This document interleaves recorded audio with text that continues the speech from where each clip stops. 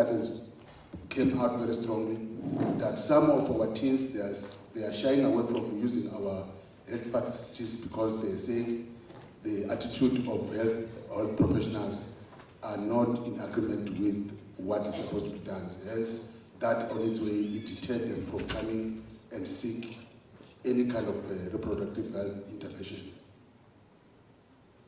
In conclusion, there is an insufficient knowledge about an implanon, how it works, and the side effects which may contribute about contraceptive. Still a barrier for these teens to be able to pick up and to uptake this methodology that is at hand.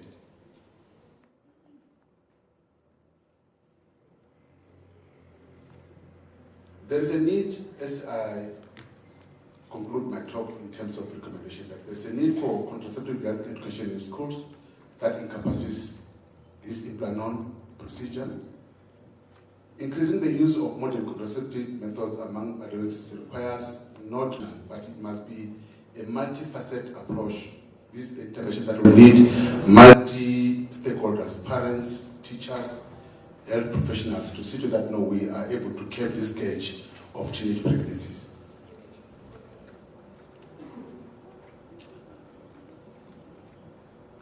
However, I think as health professionals, we really need to try and up our game in terms of our attitude towards these teens when they come, so that they mustn't be deterred for coming back for further use of our facilities.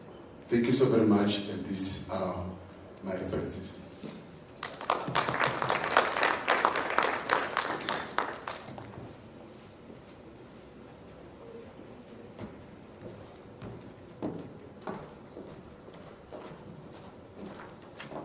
Thank you so much, Dr. Nech. Dr. Nech. How much time do you have? A minute? 1 minute. Just one question. There's a hand at the back. You can talk, maybe you have teacher. The teacher's voice. Let's try you. Thank you for the opportunity. I just want clarity on when I looked at the topic and I heard him presenting the problem statement. It's like he identified that the students have negative attitude towards contraceptive. So I have a question as to why have you focused only on implanon and leaving these others contraceptives? Is your concern on this one only? Thank you. Okay, the study was done during the time where implanon was still being introduced. So the reason for this was for us to test the uptake of this procedure. Not saying that we're undermining other procedures and other interventions that happen. As you'll be going down. Thank you.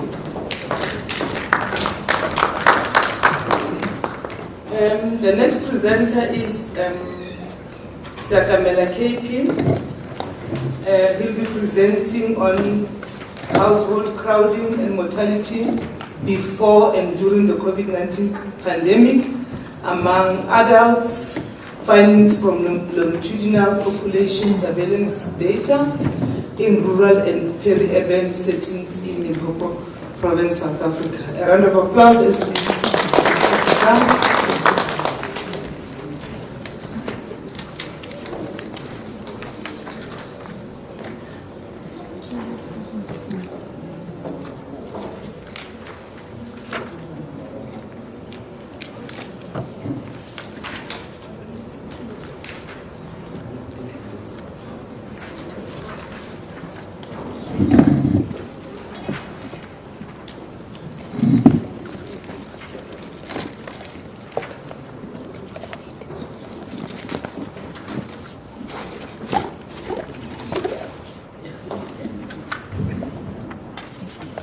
Bear with us, they are working on making sure that we are live so we can let our family members connect on the YouTube, and they'll be able to see when they're presenting.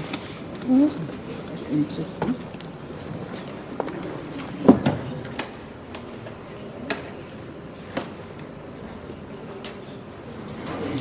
Should we wait for you or should we continue?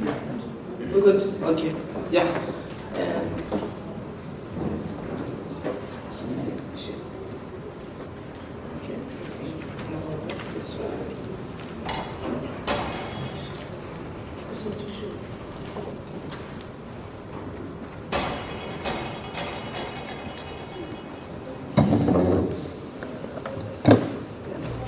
Okay, yeah.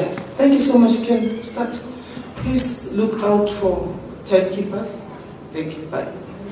Good luck. Thank you. By the end of this presentation, we should have highlighted how longitudinal data can be used to answer timely population and household level questions, which can be used in resource distribution and rural development by identifying populations at risk. My name is Kagiso Seakamela. I will be presenting a research topic titled Household Crowding and Mortality Before and during the COVID-19 pandemic amongst adults. The study was conducted in Dimamo HDSS. Household crowding is a public health concern linked to increased morbidity and mortality. Also, household crowding has been identified as a possible COVID-19 transmission hotspot, which might have contributed to the increased risk of infection and higher mortality during COVID-19 pandemic.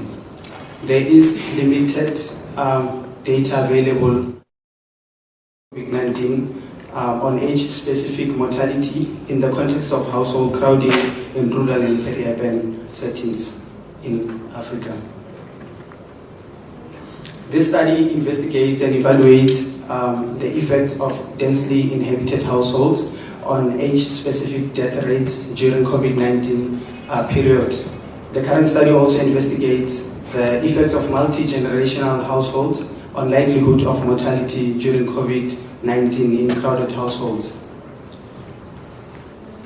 The data that we used for this study is collected 3 times annually, and we focused our time from 2015 to 2021.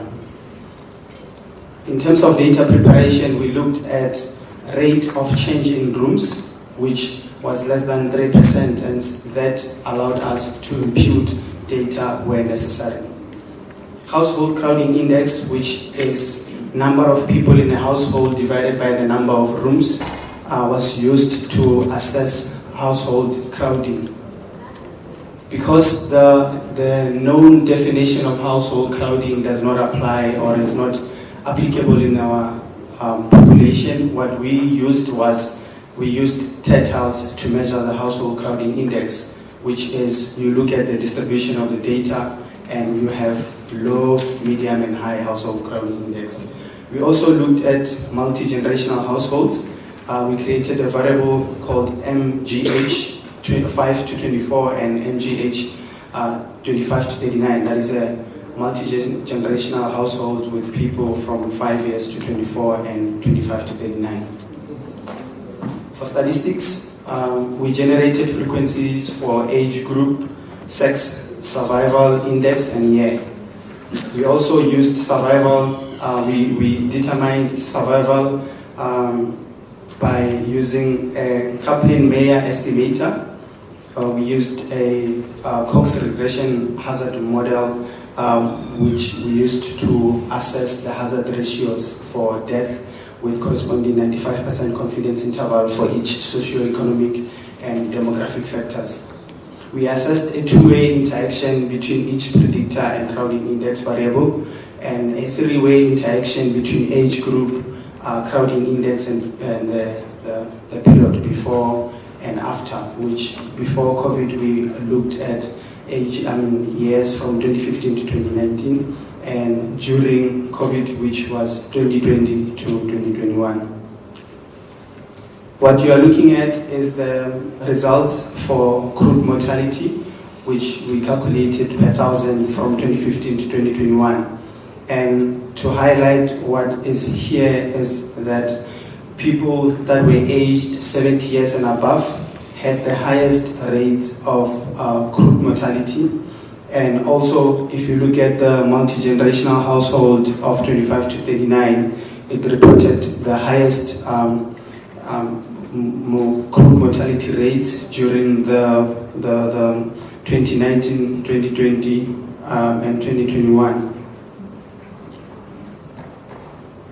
The second table is looking at crude mortality rate and household crowding index by socio-demographic characteristics. Males throughout the study and throughout the crowding indexes that were there, they had the highest rate of crude mortality. Also, the people that were aged 70 years and above reported the highest the highest crude mortality in comparison to the other age groups, with the highest crude mortality rates being observed in households with high household crowding index. What you are looking at is the distribution of crude mortality rates by age groups and household crowding index, that is for low, medium, and high.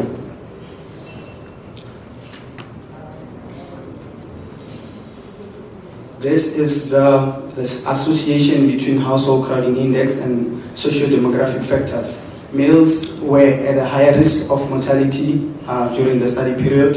Also, the people that were aged 70 years and above, they were 7 times more likely to die as compared to other groups.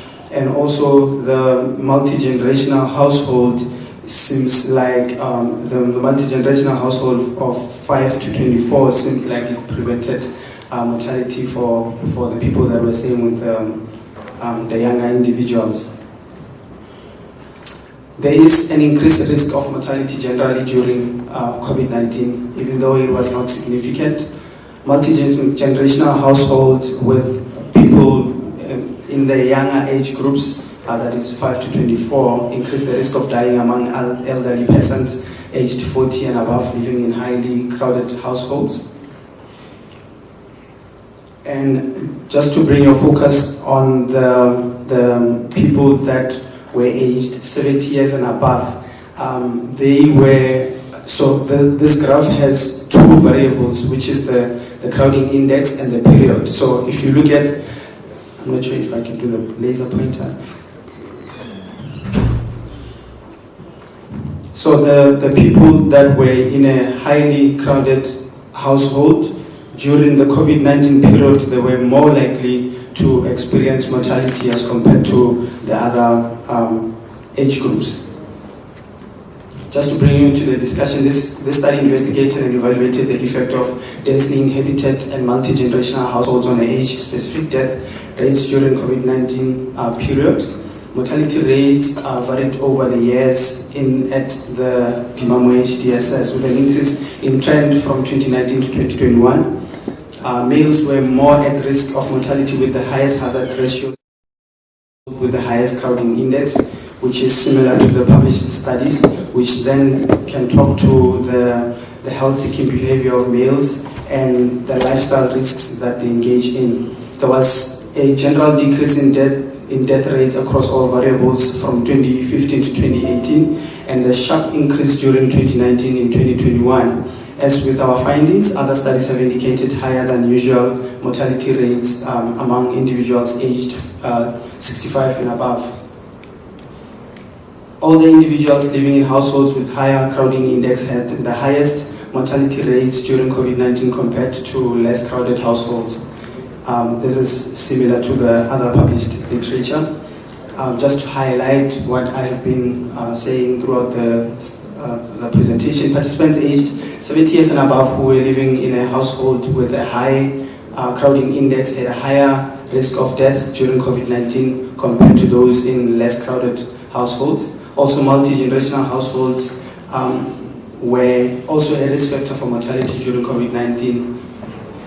This can be attributed to the mobile group during that time. Also, high crowding index high household crowding index had higher hazard ratios compared to lower household crowding index.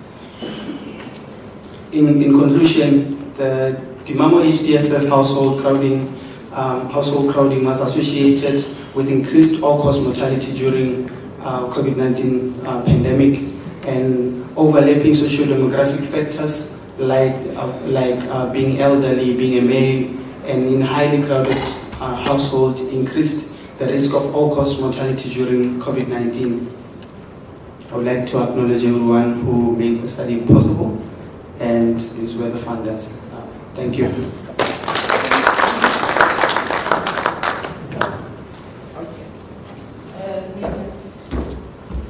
That means for questions. Thanks a lot, Mr. Pamela. Any questions? Mike.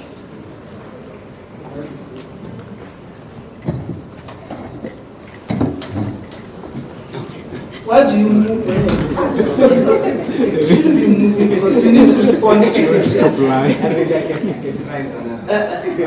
No, this is not the time. Yes, Dr. Mbombi. Right. Thanks, Peace, for your presentation and a nice topic there. I'm interested on 2 or 3 things here. You are looking at COVID-19. Your topic says during COVID-19, but your data shows that you look at 2015 to 2021. Any reason for that? And maybe before I proceed with the other question, is the study published? It has been accepted at BMC. Or accepted? Yes. Okay, I can still shoot with the other question. Okay, you are also focusing more on issues relating to age. But I pick on your analysis, you somehow skewed to even gender issues. Maybe you can have a reason for that, I don't know, thanks. Okay. So the inclusion of years before the COVID and during the COVID gives us a broader view of the population before the pandemic and during the pandemic. So hence we included those years before that time and during the COVID-19 period. So it's for comparison's sake that we used those years. I think the second question was on gender. Okay, so we looked at the data throughout, and what we observed was that to some extent the household level, when you bring everyone into the data set, you don't see the effect of the household crowding index. So we later on restricted our analysis into elderly people. Then the age is the gender is the socio-economic and socio-demographic determinants that could also contribute to mortality, either before or after COVID-19.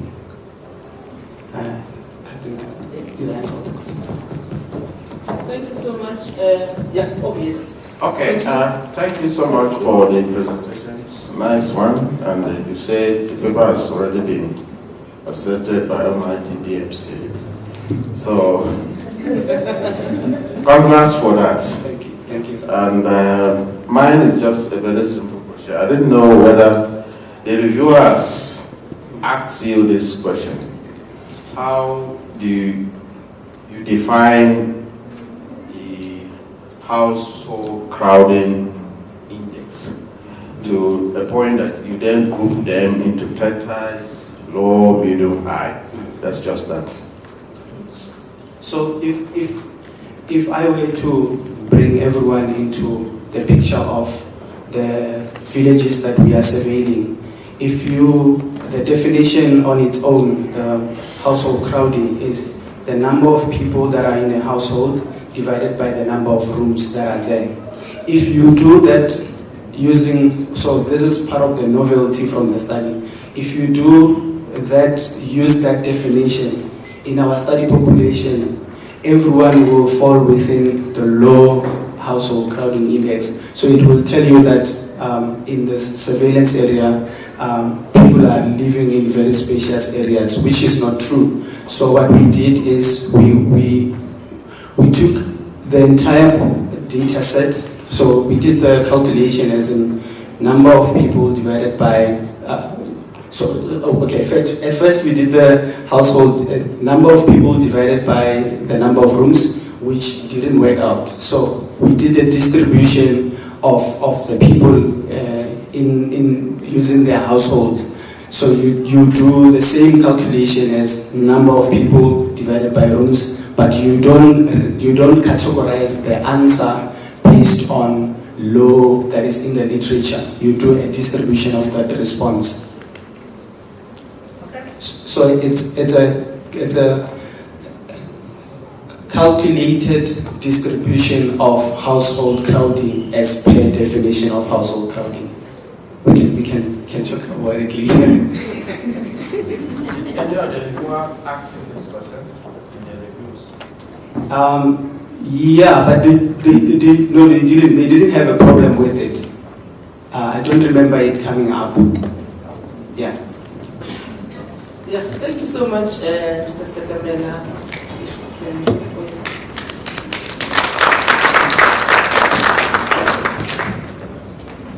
So when you have reviewers amongst the team, then they bring other questions. It's okay. The next presenter is Professor Motelo L. She'll be presenting on the review of proposal outcomes by the Limpopo Provincial Health Research Committee from 2014 to 2024.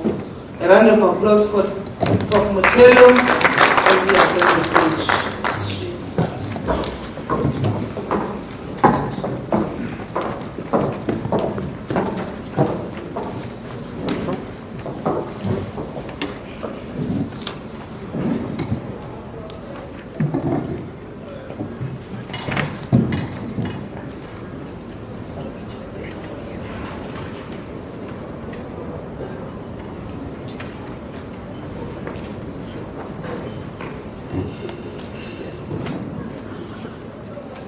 Technical team, please come and assist.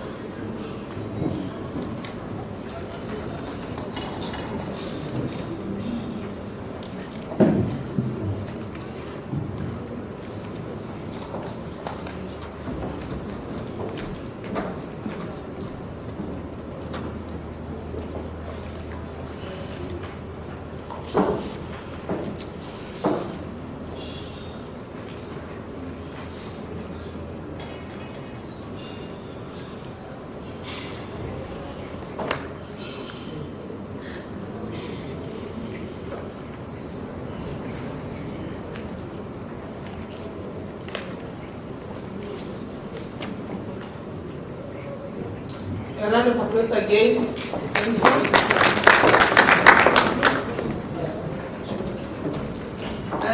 afternoon. I am Biennial and I'm going to present a paper titled Limpopo Provincial Health Research Committee Outcomes from 2014 to 2024. This is a retrospective cross-sectional study. The presentation outline is as this. So the Provincial Health Committee in South Africa are formed under the 2001 Health Research Policy Guidelines. So their roles include coordinating health research by engaging with all relevant research stakeholders in the province, including the institutions of higher learning. It also includes overseeing and identifying, supporting the development of priority health research areas within the province, evaluating both preliminary and final research reports to provide recommendation on the policy implications of completed research. And there is lack of literature on the profiles of research and the types of study being conducted. That is the reason that as a committee, we decided to conduct this study so that we can publish it, and also inform the institution, the community as a whole, on the kind of the research that is being submitted to the Limpopo province. The current study aimed to evaluate and examine the outcomes of research proposal, as well as the type of studies submitted and the profile of research studies during 2014 to July 2024. The study is designed to address the following questions. What are the outcomes of research proposal, including the discipline, the funders, and research methodology? And then what are the gaps in research in terms of health determinants? Are these proposals aligned with the SDG, national and provincial strategic goals? With the methods that we've used, it was a quantitative study, retrospective cross-sectional study, and we used total sampling. And then we analyzed data using descriptive statistics. These are the results. Proposal submission date in Limpopo province. You can see that from 2014, only 18%, 0.6%. Then the highest was 2020, which was 357 proposals which were submitted in the province. And then up to date, July, we have 155 proposals. And then we move to the proposal funding source. The first one is none. When the students apply, they just tick none. And then we check the researchers is 21%. But when we go to the funders, let's check the government and the company, 4.01.5. Maybe that's the reason we have a lot of studies with no interventions, implementation, because we don't have funders. It's something that institution can consider in future. And then the proposal status of application, approved 66.7% and declined was 592, equals to 28.7%. And then the facilities and the district, Capricorn was the highest and the lowest was Waterloo. And then now we are focusing more on, remember this includes independent research and institution. The highest value we are in Limpopo, so it's University of Limpopo is high with 644, followed by University of Venda. Study fields, and then some of them it was blank, which is highest, and then public health, followed by public health, 267, and the lowest was geriatrics, which was 23. Health categories. Generic health relevance, 290, and the skin was 8. And then research activities, health and social care service research, 504, then 8.5, and then the lowest is development of treatments and therapeutic intervention. As healthcare professionals, we are faced with a lot of challenges, but we have less research being done on intervention. So it's a question on its own that we have to think about. What are we doing? And the study design, quantitative 24%, and the highest was mixed method, which was followed by the qualitative study. Study design, non-comparative study was the highest, 450, and the lowest was retrospective cohort studies. The implications of the study. The first one, research allocation.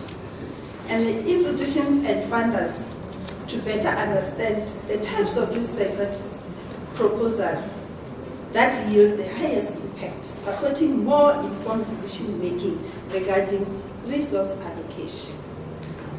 And then this was followed by research administration, which provides insight into the administrative aspects of research management, from proposal submission to project completion and evaluation. Guidance for funding and agency offers data-driven recommendation for future funding policies, practices to help to allocate resources, more especially so that we can have interventions and implementation-based research. And then we've got strategic direction, which influence policy decisions regarding research focus areas, potential steering national or institutional research agenda. Our research, are they aligned with the SDG? Are they aligned with the national and provincial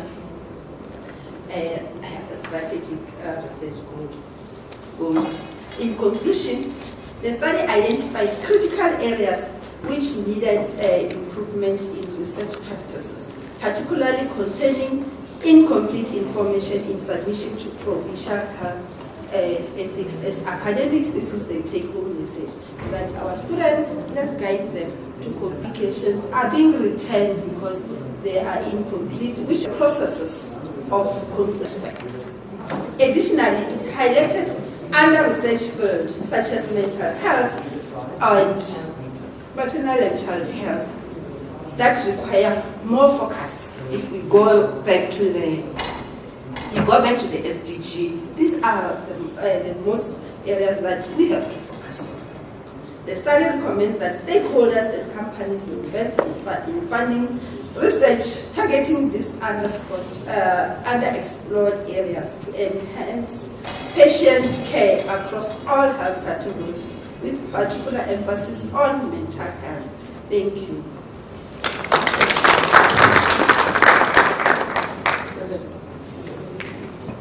Thank you so much, Mutelu. I guess we have enough ample time to take questions. Where's the Mr. Sakamela, please help. Thank you.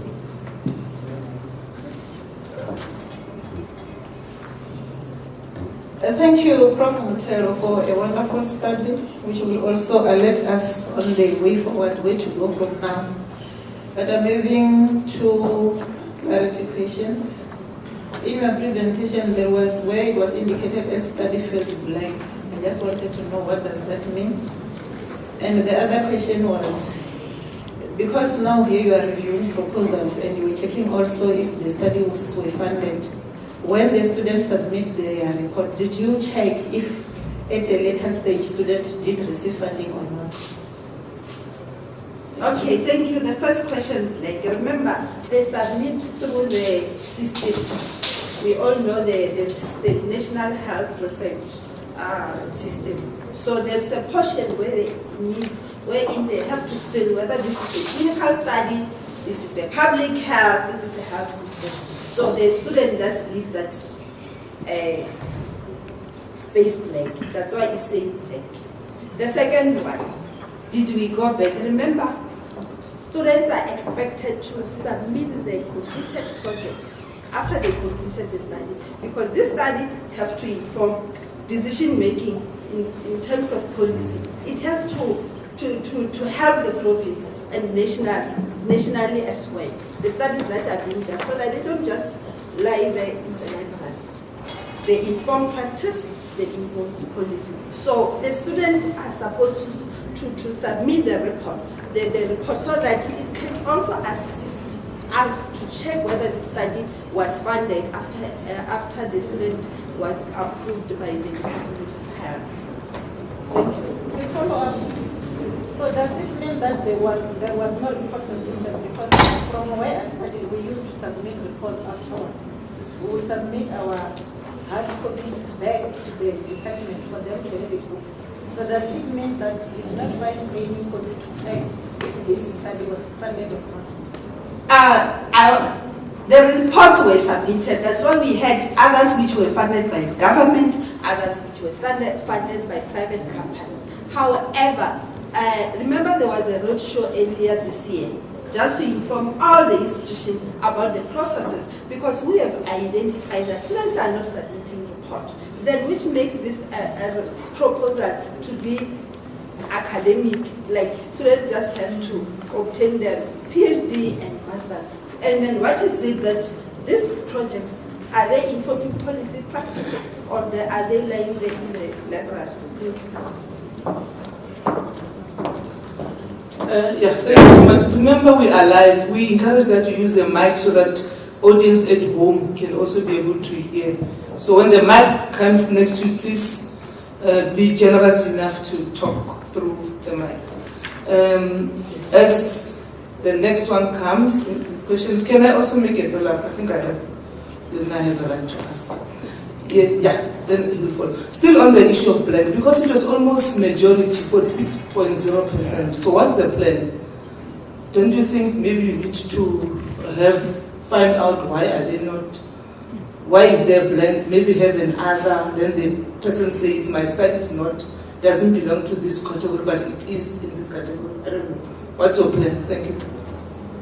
I think that's one of the reasons why we are presenting and publishing this paper, so that we inform the academic institutions and the community. And also there are different fields here. So just students, sometimes they just leave it blank. So the reason for this presentation and this paper to be published is one of the reasons, so that we can inform the community as a whole. Thank you.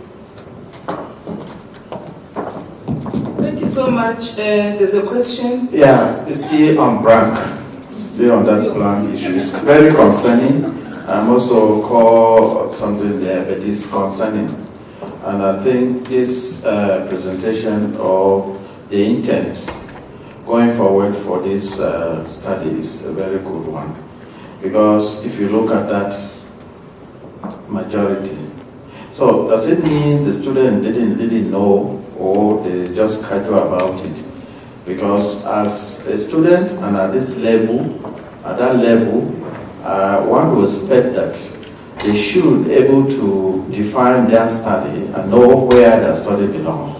So I think as researchers, or we as also supervisors, the onus is on us to also guide the student going forward, which was part of the conclusion and the recommendation. So it's just a remark, and I think I like this study. Thank you. Prof. Mamu? Yes, wait for the mic. Thank you. I think out of interest based on my background, and I just wanted to check the proportion of research that has been implemented by the province. Out of, isn't it that the 46 was blank, and the other 44, the department did get information about the studies? What is the proportion of implementation? I'm saying that because, like, for instance, Dimamo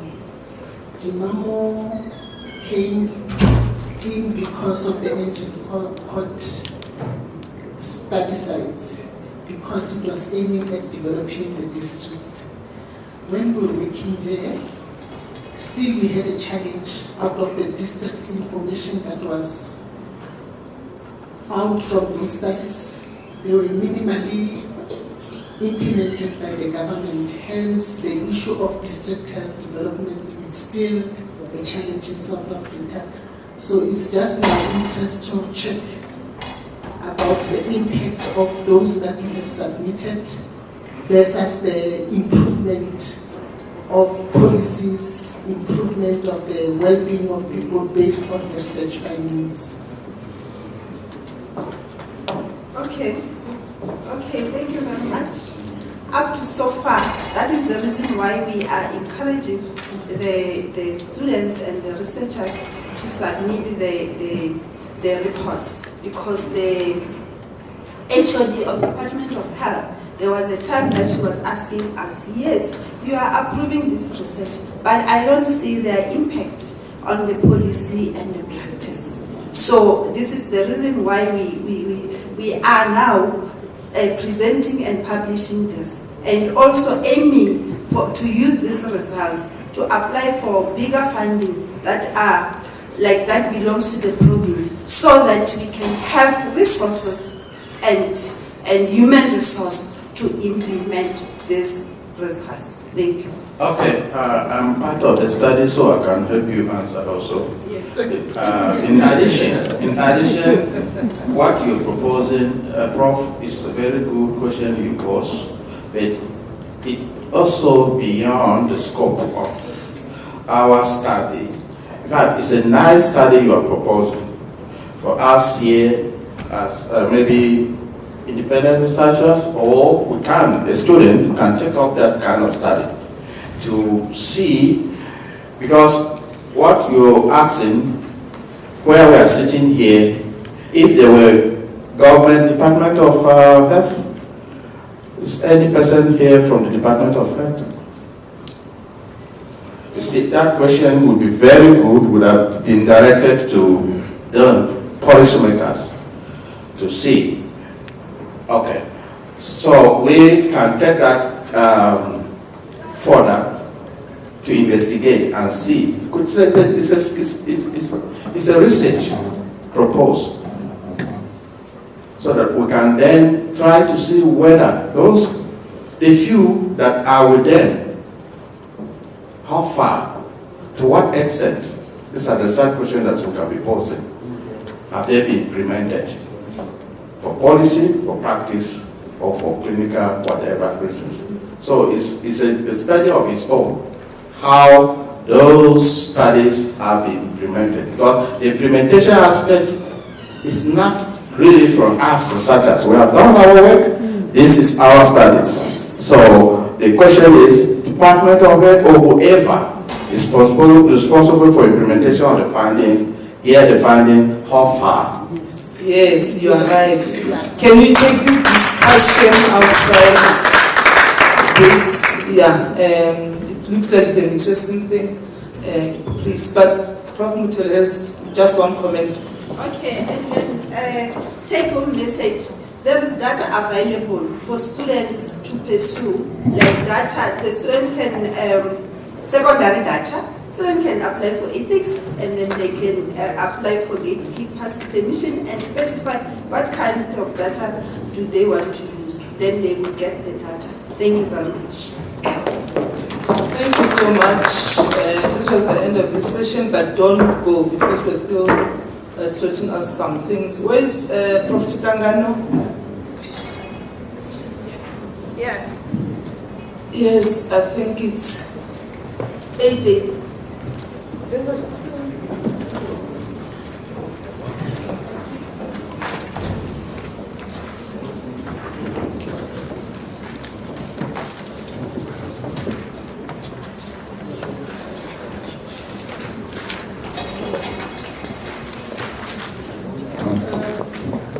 Chitangano, just be ready. There's another student who must present. They are waiting. My apology.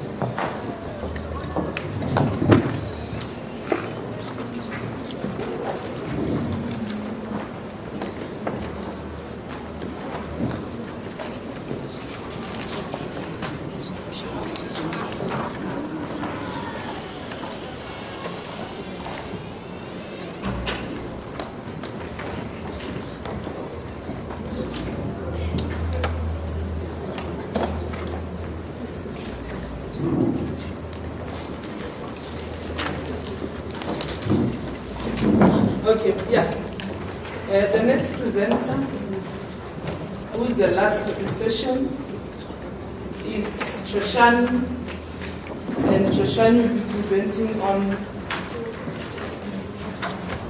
knowledge, attitude, and practices of sanitation among learners at the primary schools of Sikukuni district in Popo province.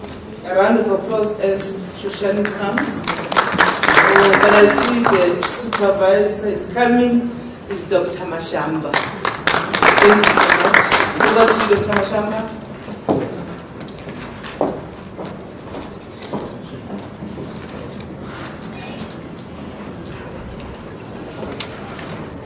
afternoon, colleagues. As indicated, I am not Shoshani. I am standing in for Shoshani JM, a public health student who has made an investigation about knowledge, attitudes, and practices of sanitation among learners at primary schools of Sekhukhune district, Limpopo province.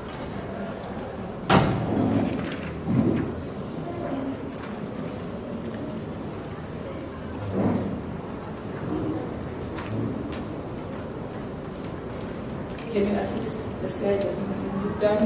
Oh, okay.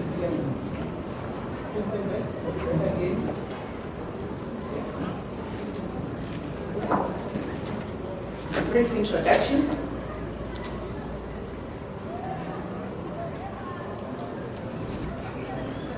There is sufficient sanitation knowledge, positive attitude towards sanitation and good sanitation practices amongst learners.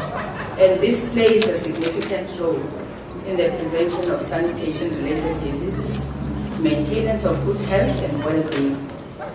So the study intended to examine and close a gap in the literature regarding sanitation in schools because it was not really readily available.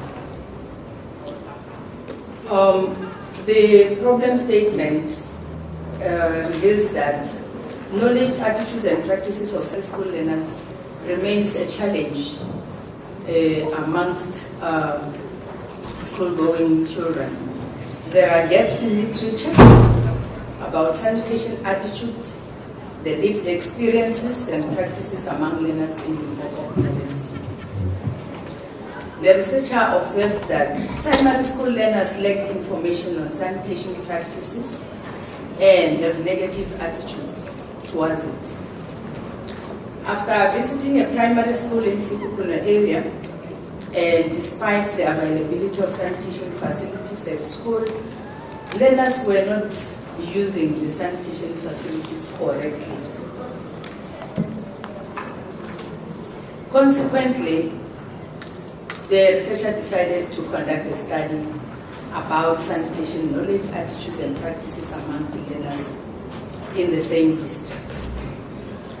You will realize that WHO gave a report that in low and middle income countries, about 842,000 people annually die due to inadequate sanitation, representing 58% of deaths by diarrhea.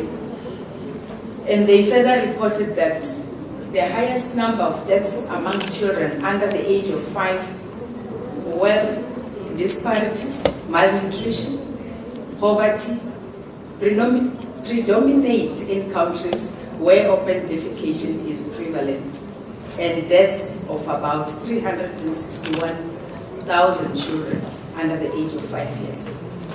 And these children could be saved if sanitation could be addressed.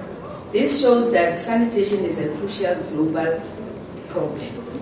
The objectives of the study: the researcher wanted to assess the knowledge, attitude, and practices of sanitation among learners in Sekhukhune district, in primary schools, and she also intended to describe the knowledge, attitudes, and practices of sanitation among learners in primary schools of Sekhukhune district in Limpopo province. The research question was, what is the knowledge, attitude, and practice of sanitation amongst learners in primary schools of Sekhukhune district in Limpopo? The methodology used for the study, it was quantitative, and in that area there were 18 primary schools with 8,607 learners in Sekhukhune district. She used a simple random sampling to select 9 primary schools, and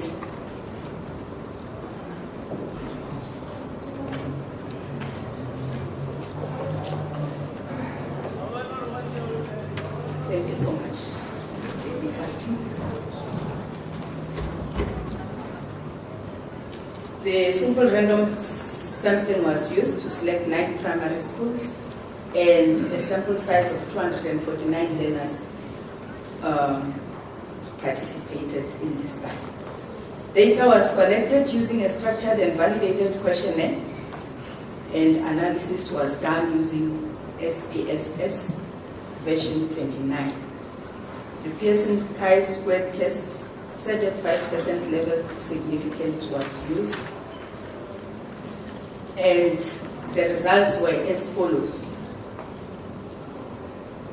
Participants were between the age of 11 and 14 years. Responding to the question that inquired about hands looking clean and therefore having no reason why they should wash their hands, about 47 learners agreed and 46 learners strongly agreed that they may not wash their hands because they look clean.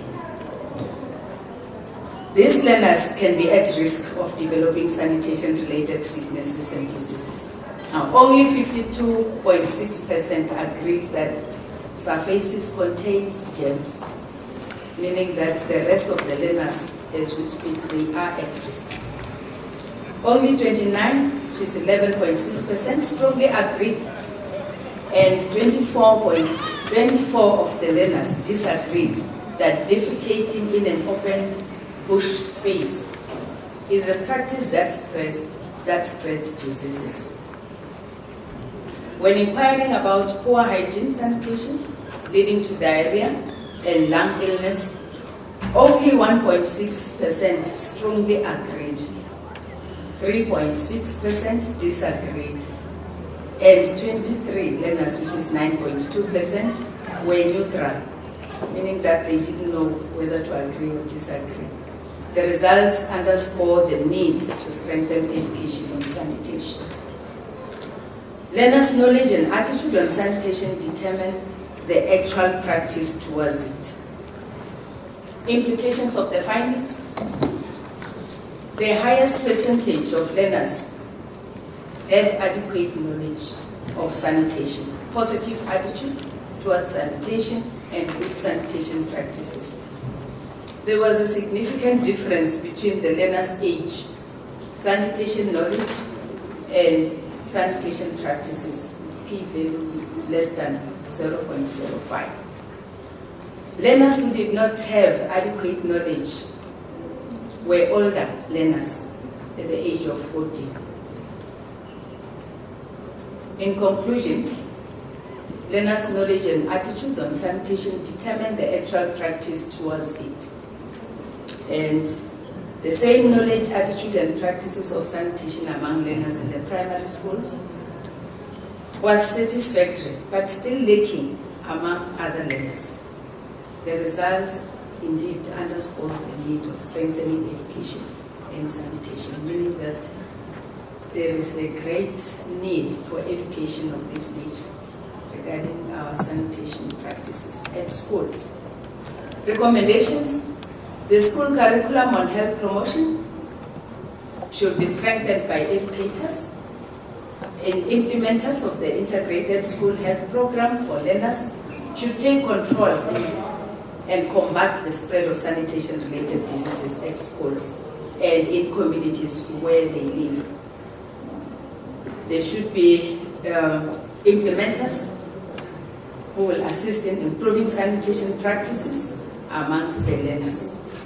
Awareness should be created in schools by relevant stakeholders about the consequences of poor sanitation on the health of individuals. Thank you very much. Thank you so much, Dr. Mashamba. We have 5 minutes for questions. Show of hands. Do we have any questions? I can see that everybody's happy, satisfied with the presentation. Thank you. Dr. Gahan, over to you. Thank you so much. Bye. a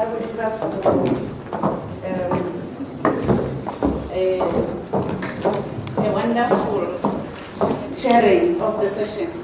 My name is Rakalani Chidandano. I'm gonna be the chair for this session. This session is session 3A, and the theme is health promotion, advocacy, and health system strengthening. I'm trying to strain my eyes, and I know the technical team would wish to be doing something. I don't know if you know that if you are running, I don't know whether they call it a relay, and you realize that whosoever is coming with your stick, it's behind. And now you want to catch up with that to get to 6:30. If we really want to go away home to rest at 6:30, it means we need to really run. In the front here, all the people who are coming to present, we have our timekeeper on the left, so as and when you are presenting, make sure you're looking at her. She will be showing you your time remaining. And in the list here, I have presenters by the name of Nchabele, who is presenting on behalf of the co-authors, as well as Litu.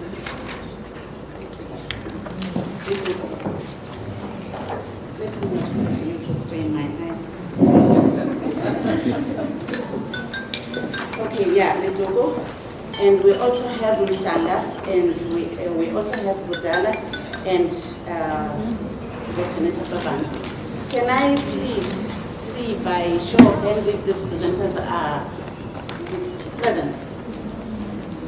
We have Dr. Neta Babana, we have someone in the back, we have 3 and 4, and so it means all of you are here. So just make sure that we run with the speed. You have been told since morning that the presentation you have 10 minutes, and for question and answers you only have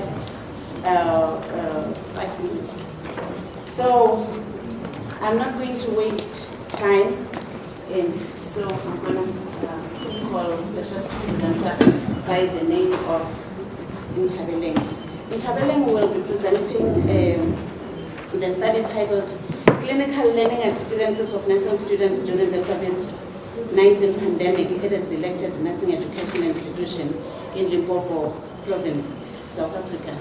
Nchabele, the time is yours. Please, Nchabele.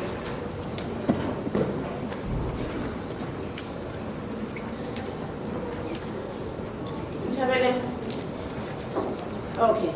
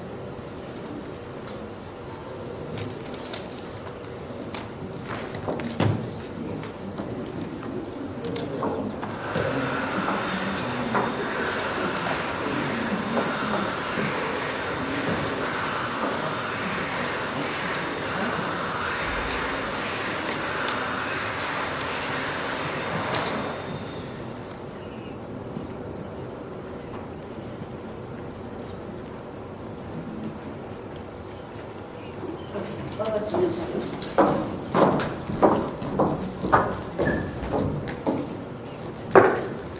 Good day, everyone. My name is Nchabele Al.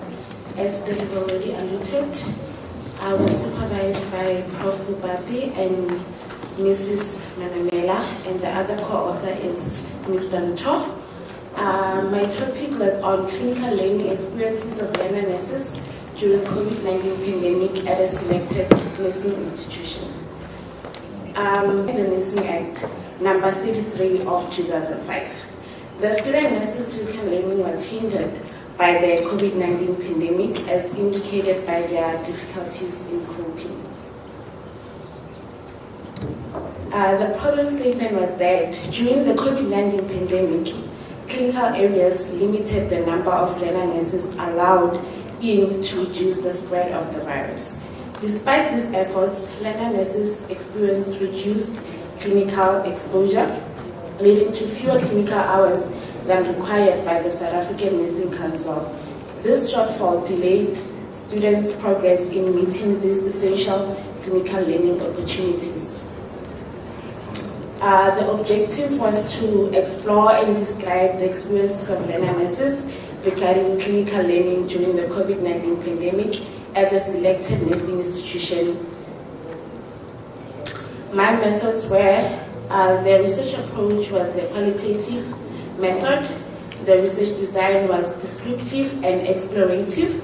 The populations were second, third, and fourth year nursing students. My sampling method and technique was the purposive sampling. My sample size was 55 learner nurses. Data collection was done through focus group interviews, and the data was analyzed using text open coding method. The results that was deducted was that the main theme, which was the learner nurses' experiences of support during the COVID-19 pandemic, and the sub-theme was inadequate support from preceptors and inadequate supervision by the senior personnel at a clinical area. The second other theme is learner nurses' coping strategies during clinical placement during the COVID-19 pandemic. The sub-theme was personal coping strategies and their social coping strategies. Implication of the findings was that the learner nurses' clinical outcomes will not be met if the senior staff in the clinical area do not provide adequate supervision and advice. The confidence and clinical competence of learner nurses will be affected if their psychosocial well-being are not met. In conclusion, clinical placement is a critical part of nursing education, providing learner nurses with the hands-on experience needed to develop clinical skills and to integrate theory into practice. The recommendations were the nursing education institutions should ensure that there are sufficient preceptors or clinical accompanies to accompany and to support the learner nurses. This can also be supplemented by the undergraduate peer mentor program. The other recommendation was the nursing education institutions should provide an in-house psychologist to offer free psychological support. And these were my references. Thank you. Thank you so much, Nchamile, for a wonderful presentation, and I hope audience were preparing the questions for you. Audience questions for clarity.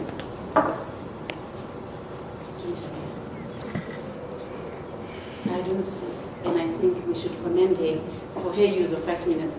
Here is the hand. I think in the absence of questions, maybe I need clarity. You are talking about clinical learning experiences during the pandemic, and on the results, I think you highlighted only the support, and I just want to put second.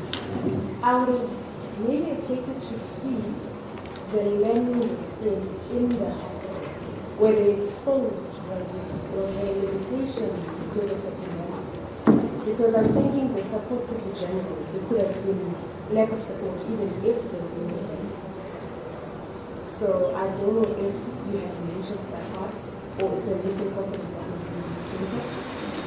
Thank you for that question.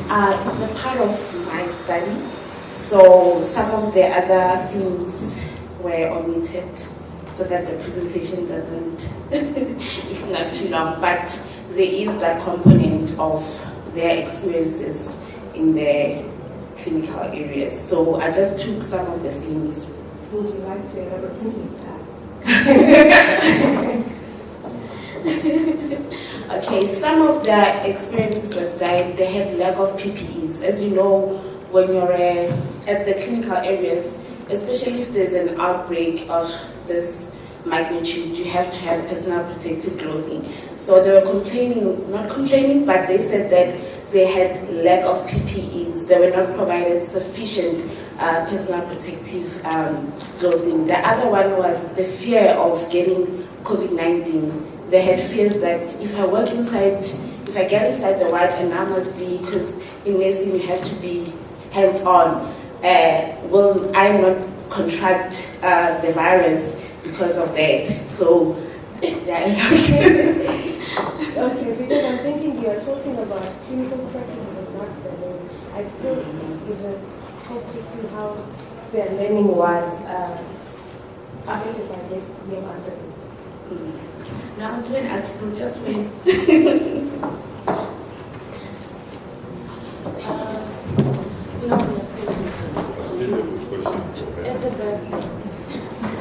Yes, okay, I could see that there were 55 participants in this study, okay? Is that right?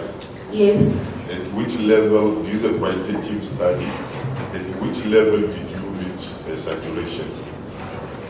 Were all the 55 participants interviewed or participated all in the study? Yes, they did. So the saturation was reached at that level. I conducted another focus group interview, but I could see that my saturation was reached at that 55.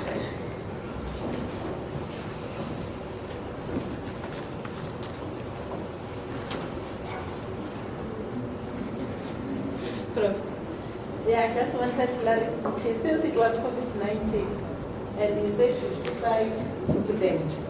How was the focus group? How did you conduct it? Was it online or how was it face to face? I just wanted to know that clarity. Okay. It was face to face, but we made sure that the COVID-19 regulations were adhered to. Like, I made sure that there were sanitizers, face masks, and also the space in between. And also we make sure that it's not like the windows will be open so that if there's any virus, it will be okay. And how many groups? I did 6 groups. Any mortality question? Okay, a round of applause for her and the Thank you so much.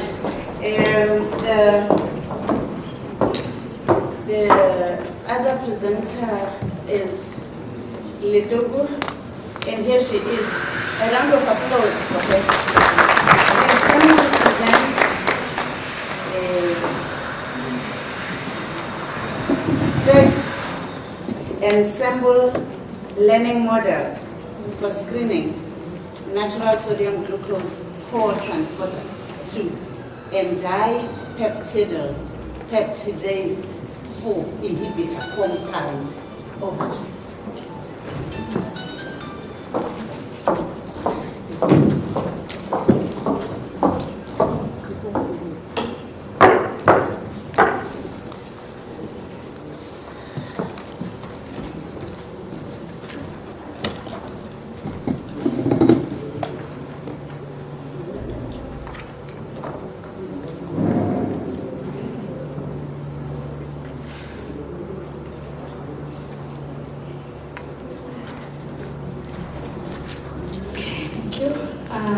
Good afternoon, ladies and gentlemen.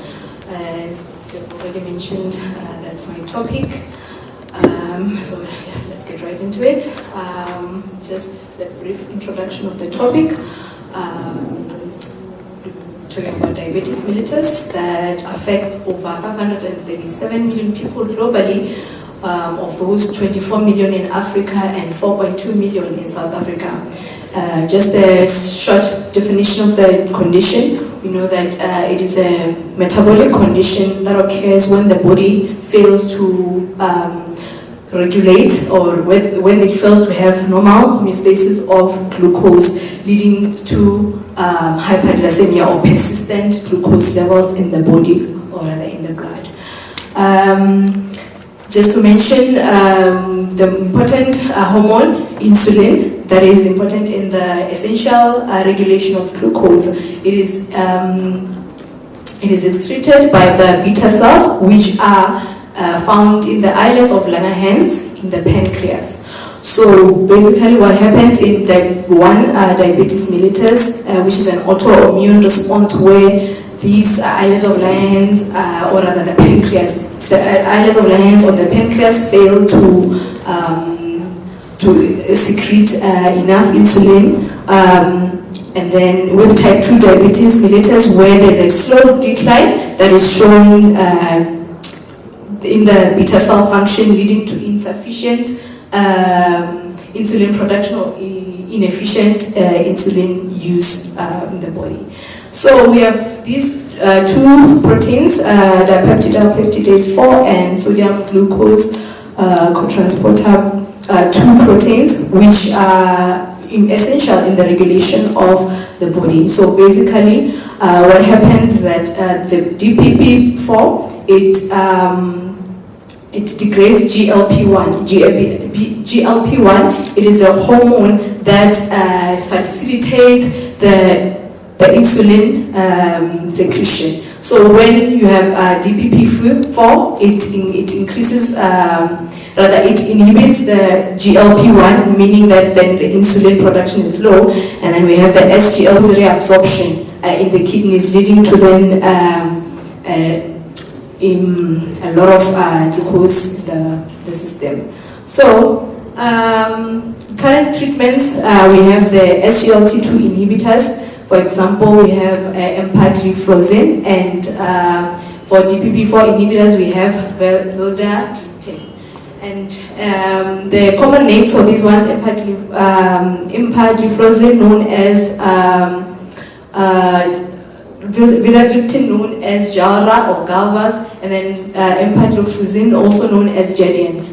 So the challenge with these is that accessibility to them may be limited and can have reported side effects, may be limited due to them being still new in the market, and also the costs. So we have medicinal plants that are rich in bioactive compounds such as phenols, alkaloids, and the others, which are essential in managing various illnesses due to them having various activities such as reducing hypertension. They even have some antioxidant activities. So the challenge is that traditional drug discovery may be time consuming and expensive. And in this study, we then explore the use of artificial intelligence in making sure that we speed up this process of drug discovery. So these are three important terms that are in this study: virtual screening. This means that it's an in silico method used to identify active drug candidates from large compound libraries. As we'll be going through the study, you'll be seeing these the libraries that are mentioned here. Machine learning, these are techniques such as logistic regression, to name a few others, that are applied in the virtual screening of bioactive compounds.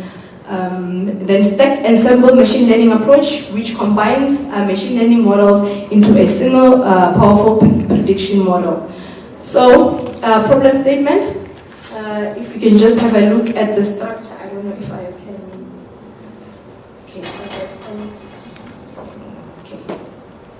Okay. So this on your left, it shows that the problem with that we have identified here is that the traditional drug discovery process is lengthy.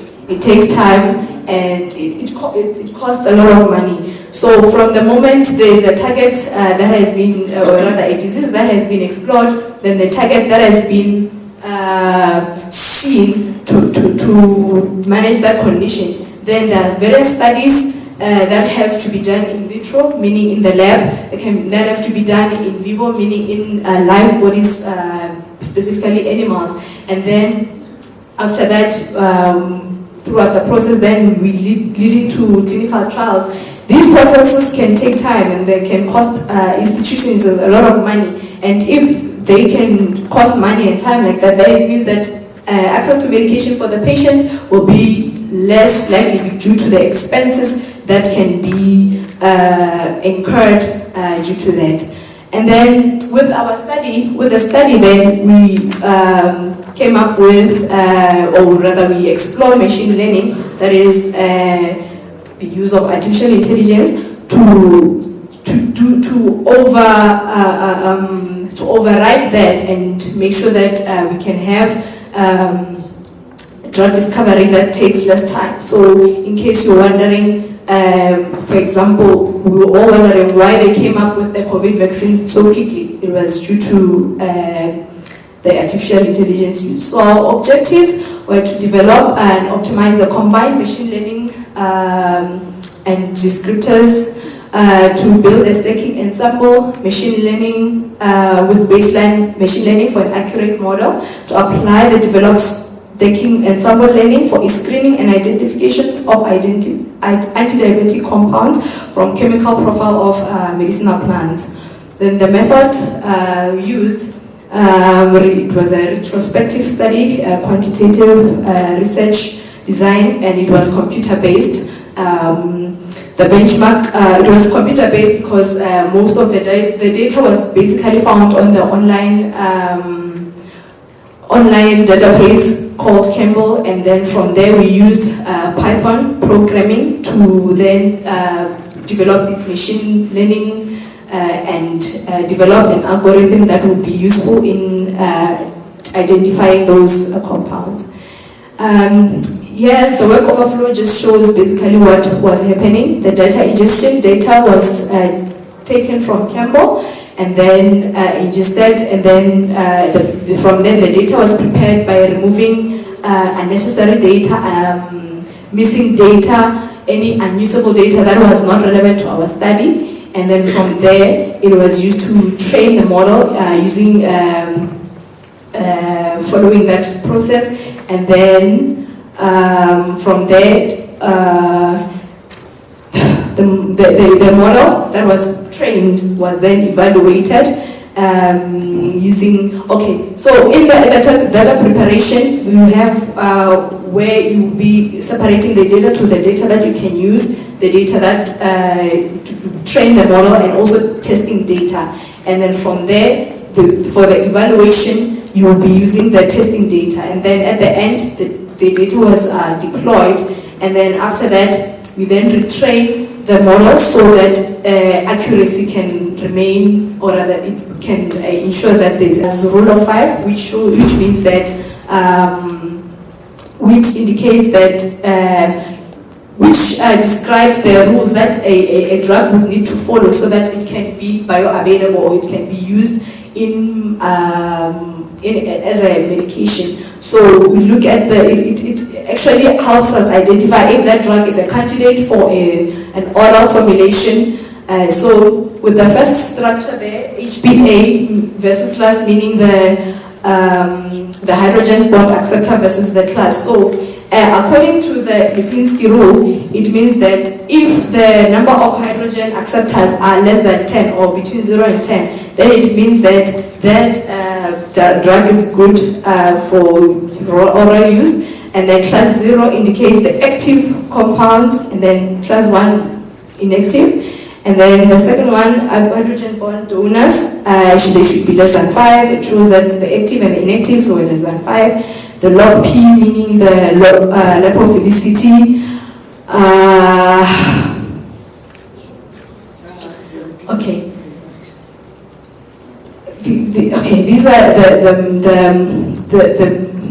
the values for the SGLT2 antagonists and DPP4 antagonists with the built machine learnings, and then this is showing the stacked ensemble machine learning process, and then we can see that the stacked model was more accurate in the prediction as compared to the single models. And then this stacked model, just on the blue structure, shows that from the Moringa oleifera, plant was analyzed using the LCMS to get the profiling of the Moringa oleifera, and then from there the stacked model was then used to analyze that profiling, and then we got that the Moringa oleifera has 26 active compounds and 86 inactive compounds in the management of diabetes mellitus. And then these are some of the compounds that were used after those active compounds were analyzed using what we call molecular docking. And then these were found to have a high affinity, which means are suitable